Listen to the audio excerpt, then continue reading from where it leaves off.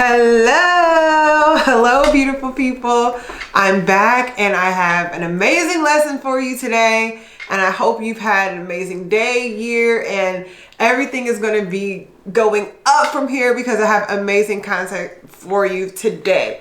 So, what are we talking about? We're talking about building generationally. Yes, we want you to build from you to your child, to your grandchild, whatever. And that doesn't necessarily mean, generations of people. It could be generations within your organization. It could be generations within your business, within your relationships, whatever, right? So, but what I want you to do is begin with the end in mind. That's the second law of the 7 habits of highly effective people, right? And that is beginning with the end in mind. And this is important because so many of you are building and building and building and getting frustrated because it seems like nothing's lasting. And the reason for that is you're building for today and you're building to meet your immediate needs and to get some growth right now. But the goal is to build in a way with the foundation that is sustainable.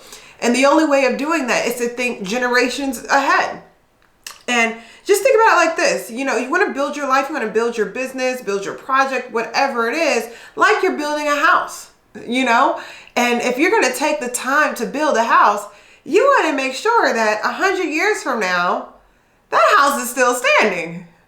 And for some of us, it could be 200, 300, I don't know, however long you want to build it to where it's still standing, right? Which means you're going to use some different ingredients. You're going to build with a different type of structure. You're probably going to use brick, instead of wood. You're probably going to make sure that everything's all flattened out and level before you build versus if you're looking to build something that you're going to move around, you're just like, it can sit here for a while, But what I'm saying is that you put more intention into what you're building when you know that you're building something that's going to last, okay? And so what you have to do is just think generationally. Now, what's difficult about this is as you're building and as you're leading, you're transitioning from leading as an individual, meaning you're leading yourself, and you're leading your own life. You're figuring life out, and you're thinking about today, a little bit of tomorrow, and maybe a week or two or a few months out from there, right?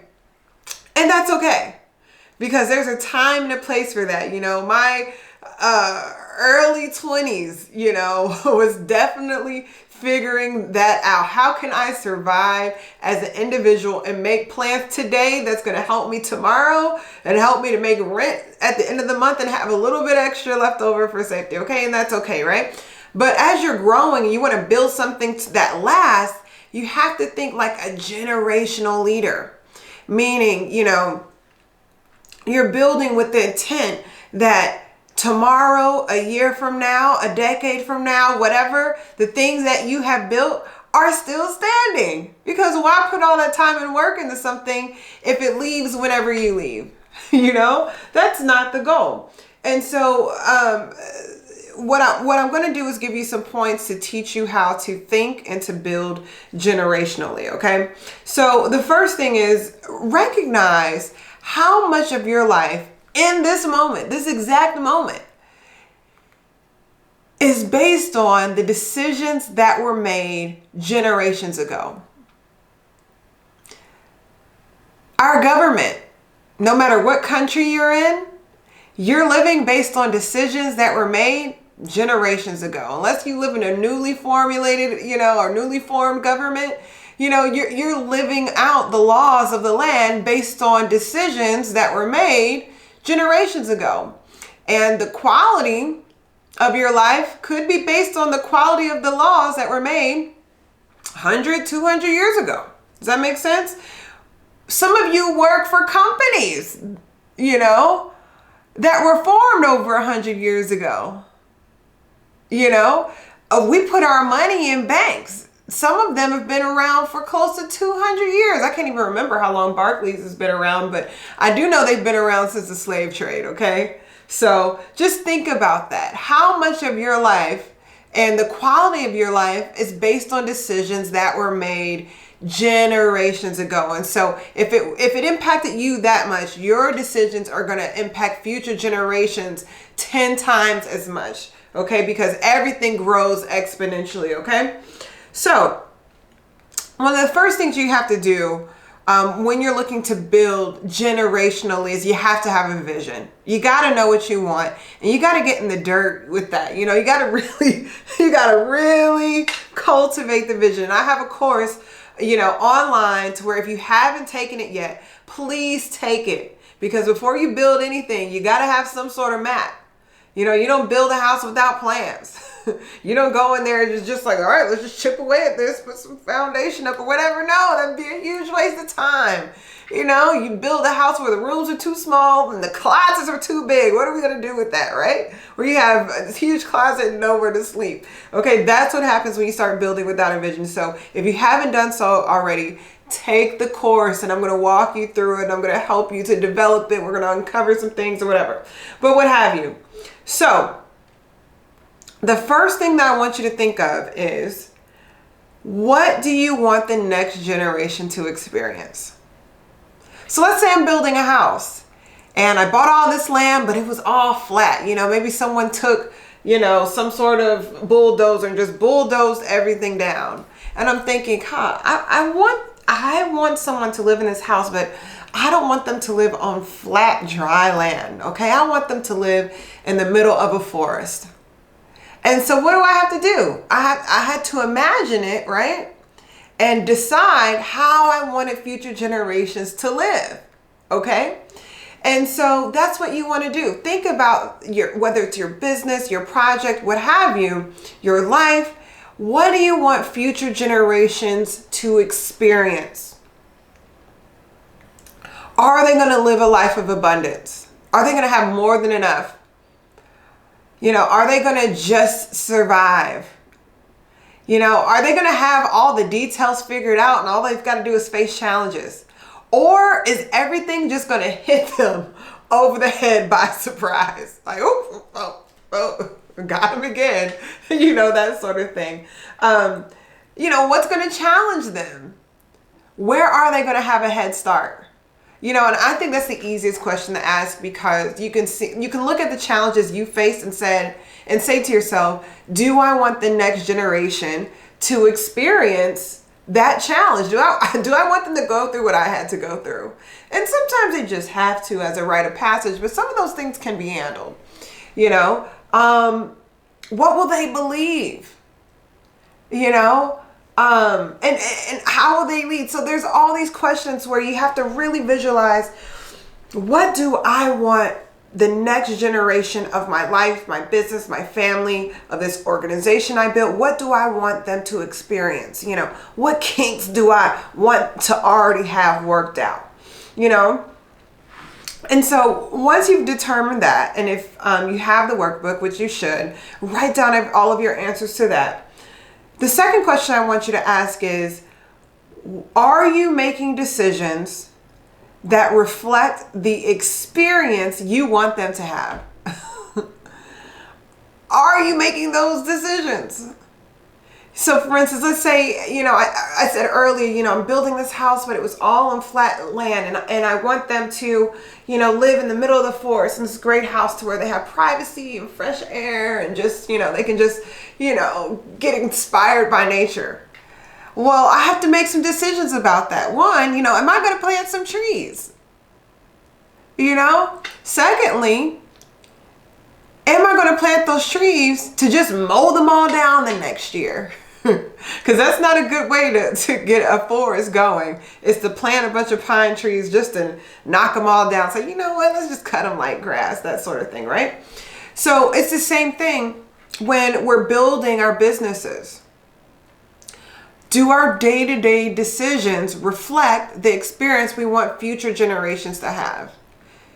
Because guess what? People are going to do what you do, not necessarily what you say. So, and this happens to me all the time. People are like, I want to grow my organization. I want to grow this business. We're going to kill it. And I'm like, how are you going to do that? I beat you here today. You got here right on time. That is not a characteristic of someone who's looking to build deep, you know? So, are you going the extra mile? Are you at your business early? Are you prepared? Do you put in more hours than everyone else? Are you able to delay gratification? Meaning, do you do what's right for the organization first, or do you just do what you want and then do what's right when you feel like it? Are you focused on a day-to-day basis? Meaning, when you're there, does it get 100% of your attention? Or are you just everywhere? It can even come down to how do you dress and hold yourself day to day? Do you have the mentality of, only the strong survive? Or is it, I'm going to operate each day like everything's going to be in abundance? Either way, you have to make decisions that are in alignment with the experience that you want people to have in future generations. Why? Because they are mimicking your behavior. Remember, people learn more from your behavior and your actions than what you say. Okay? So that's the second thing, is make sure that if they aren't in alignment, you get them in alignment. And we're going to write all that stuff down in your workbook, okay? And, and let's say they're not in alignment. I don't want you to beat yourself up about it. That's a waste of time. But what I do want you to do is make new decisions based on the new information that you have, which is what it is that you're building. Number 3, I need you to develop systems. You cannot grow in depth generationally without order. And order is just another way of saying organization. Who does what, how, when, timing, to what degree, does everyone know, are they aware, what have you. And when you create systems, you create order. And remember, order and systems is just a natural educational system. That's it. It's just a way to educate people on what it is that they should do and what they should expect. It gives them the protocol, it gives them the norms, it helps them to mold their behavior. And that can only be done using systems. Okay, well, not only, but it's more easily done using systems. So think about it. One of the things we always rely on and we talk about is like street smarts or book smarts, right? And typically, a lot of times, street smarts ends up winning. Why? Street smarts is just the observed code and order of a thing. Whether it's the neighborhood, your family, your business, your organization, whatever it is, it's just the observed code of that. I remember going to visit one of my clients, and he's from the Bronx, and he's like, look, I'm going to take you to the best food, the best Italian restaurants in the Bronx, this and that, whatever. We're going to go here, there. And I could just tell, like, he just understands the Bronx. He's from the Bronx. He wasn't born there, but raised there the majority of his life. And you could just tell he just understands the order of it. And because of that, he's been able to survive and thrive in that neighborhood. And his family's been able to open up businesses there and things like that. And it's because they understand the order and the systems in that neighborhood. And so when you understand the orders and the systems of a thing, you're able to duplicate it and then thrive. And you know how to operate within that system in a manner that's conducive to you, right? So, and think about it like this, right? Most of the time, we get more valuable lessons from order and understanding orders and systems and protocols than we do from our formal education. Because formal education doesn't necessarily prepare you for the protocol. I've seen so many people that, they have the how-to, but they don't have the know-how. They don't know how to make those connections. They don't know how to, put the dots together. They don't know how to operate and, maneuver their way through a system. And if you can't maneuver through a system and you can't operate within that, you have zero chances of being successful in that unless you bring someone else from the outside to help you who knows how to maneuver through those systems. So that's why it's more important. But the most important portion about a system is that it can be duplicated and they have predictive results. So remember, the goal is for you to build generationally. So meaning I'm setting this up knowing that not only is it going to be successful now, if you do it in this way, it's going to be successful later. You know, an example I love to use is Chick-fil-A. It doesn't matter which location you go to. The food quality is exactly the same. The service you receive, you know, if you go through the drive-thru, you know, there's going to be the person with the iPad out there. You know how they're going to hand you your food. You know what they're going to say to you. Like, oh, my pleasure, my pleasure, my pleasure. You know, that sort of thing. And it's because of the system that they have. And it's a system that can be easily duplicated. And what you know is if you created a great system, if it worked well for you, it will most likely work well for them as well. But there's a few keys to it. You want to create systems that are simple, easy to understand, and easily implemented. Because if they have those three qualities, people are more likely to take it. People don't want to do things that are like crazy. It can be detailed. Remember, you want to be very detailed and specific. And that's one thing that strong leaders have in common is that they're very detailed and they're very specific about what they want. They don't leave a guessing game for their people, right? But make sure that it's something that can be easily understood and easily implemented, because that's the only way to guarantee the quality of it, right? Also, and we're going to get into this later, make sure you develop systems that reflect the values that you want to be passed on. You know, I gave the example from Chick-fil-A later. You know, maybe one of their values is to be very respectful and, you know, very proactive with customers. And that's maybe why you get the, hey, my pleasure, my pleasure, my pleasure. Great, you know, and there's always a smile and, oh, no problem, you know, that sort of thing. And it's because it's a part of their system that reflects the values that they have. Number 4, a very important step to building generationally. Be very, very intentional about your attitude and your character. Because that 1000% will be passed on. Your attitude and your character. You meet people, have you ever met someone and they're just like, hey, how you doing? No, no, no, no, whoa, right? And then you meet their family and they're like, hey, how you doing, honey? Nice to meet you. You know? And that's an example of, you know, that person carrying the attitude, you know, that their family had. You know? And it's the same thing with character. You know, people of high character, you know, tend to produce other individuals with high character, and they tend to attract them as well. And so the way you show up in your attitude every day will impact future generations. Why? It's because much of what we consider to be our personality is actually modeled behavior from the people that have influenced us the most.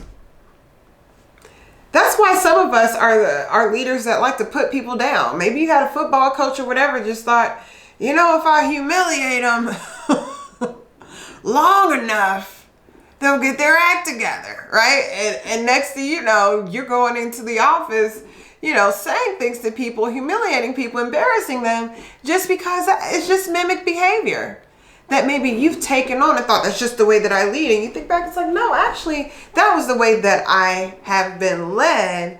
And now I'm choosing to lead that way. So really get intentional about how you show up every day. What type of physical state are you in? How's your body language? What does your attitude say? Are you smiling? Are you fresh? Are you happy? Do you look downtrodden? Do you look like, oof, y'all are lucky to even have me in here. Because I'm telling you, if you're the leader of the organization, everyone else, and if you have that attitude, everyone else that comes with you is going to have that attitude too. You are,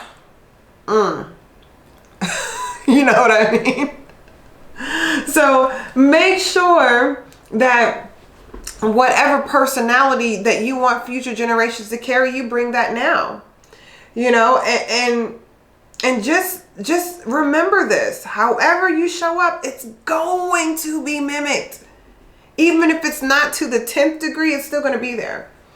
Right? And so this is how I check myself. Does the behavior and the attitude that I have today, or will the behavior or the attitude that I have today carry my future generations into a promised land or into a pit? Because there's only two options. It's either going to take them to a promised land or to a pit. You know, for instance, right now we're finding that there's been a lot of inappropriate behavior going on in the world, especially in politics and in business, all of these things. And part of that is sometimes people have seen this behavior from other individuals and they mimic the behavior, right? So say you were chauvinistic, or, you know, you said inappropriate comments to, you know, your employees or to your team members or something like that, right? But when you said it, it was the 50s. And the next thing you know, people were doing it kind of in the 70s. They were getting some pushback or whatever, but it's a slap on the wrist. In the 80s, it was like, oh, what a scumbag, you know, that sort of thing, right? But by the time the 2020s came around, now that same behavior that was tolerated in the 50s and was okay, now people are going to jail for it. The behavior wasn't appropriate then.